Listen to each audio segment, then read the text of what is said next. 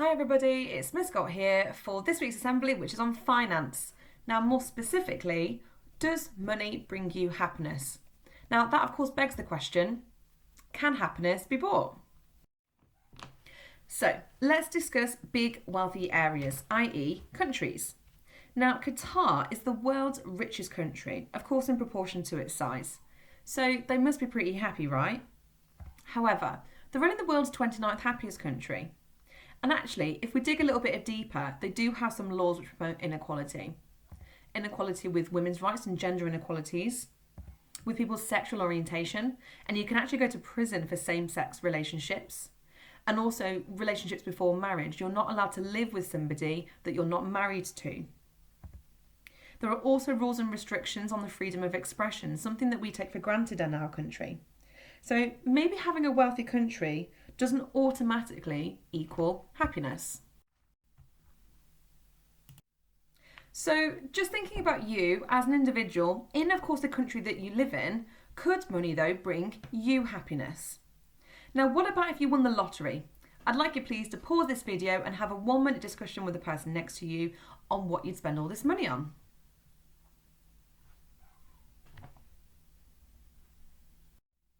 Okay, so I'd like you to raise your hand if you said the following things.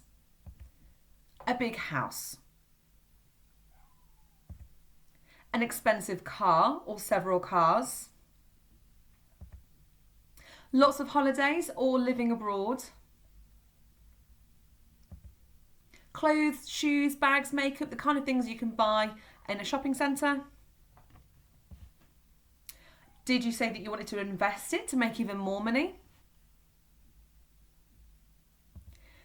Did anybody say that they would give it away, or at least give a proportion of it to charity?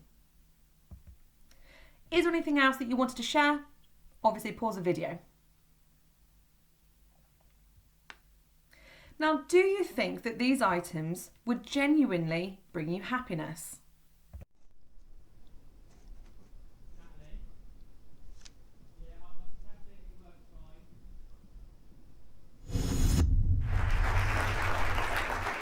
So I want to talk today about money and happiness, which are two things that a lot of us spend a lot of our time thinking about, either trying to earn them or trying to increase them. And a lot of us resonate with this phrase, so we see it in religions and self-help books, that money can't buy happiness. And I want to suggest today that in fact that's wrong, and that I'm at a business school, so that's what we do, so that's wrong. And in fact, it's not so much that money can't buy happiness.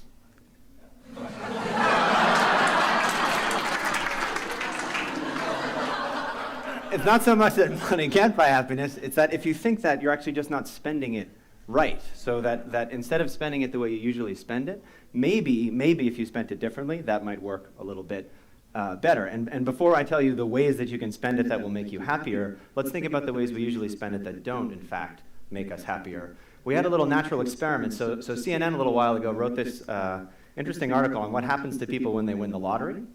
Turns out people think when they win the lottery their lives are going to be amazing. This article is about how their lives get ruined. So what happens when people win the lottery is, number one, they spend all the money and go into debt. And number two, all of their friends and everyone they've ever met find them and bug them for money. And it ruins their social relationships, in fact.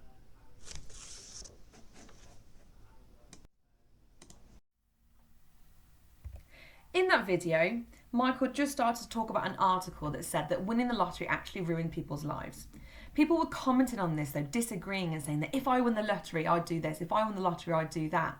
And they were saying, some of them, that they'd live in a mountain by themselves, a little house, or they'd live in just a bathtub full of money, sending pictures of themselves, surrounded by money to all of the other people. So essentially what they were saying is that they were going to live a life of loneliness, completely by themselves. But Michael actually went on to share all of his research that showed about how spending money on other people brought them genuine joy to individuals. This could have been giving to charity, giving somebody a gift. It also didn't matter how much money they spent on others. It still brought them the same joy. It was more about the process of the giving. So it begs the question then, so is it having a lot of money necessary for happiness? So, what decisions can I make to ultimately bring me happiness? And how can I empower this? Now, you know this is probably coming because this is an assembly at school. But education. Now, this is something in the UK that you obviously take for granted because it's free. Well, it's free for you anyway. And it's also mandatory to attend, which means that you have to go. Now, Philip Moeller wrote an article and said, education has been widely documented by researchers as the single variable tied most directly to improved health and longevity. And when people are intensely engaged in doing and learning new things, their well-being and happiness can blossom. So, essentially what they're saying here is that education and qualifications enable choice. Choice to earn more or less money as you choose, the choice to give others, the choice of your future pathway or career, and of course, the choice of your own levels of happiness.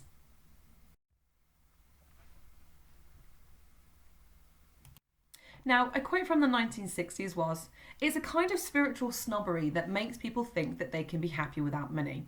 He's basically arguing against that point that, again, we've all heard many, many times, that money doesn't bring you happiness.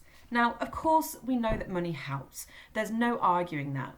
It can, of course, relieve stress and worries around essential bills and necessary payments. We all need a certain level of money to keep ourselves happy and comfortable and healthy. But there are plenty of things that money can't buy.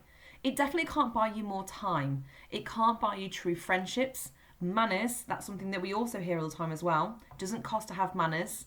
Confidence, trust in other people, again with your true friendships. It also can't really buy you inner peace. Loyalty, definitely can't buy you a positive attitude or respect from other people. So now my question to you is, what do you think about this quote? Do you agree with it? And obviously at the end of this assembly, I would like you to discuss it with, again, the people next to you and discuss as a form as well. And make a note of this in your diary. It's International Day of Happiness on the 20th of March. So what are you going to do to make your day happy?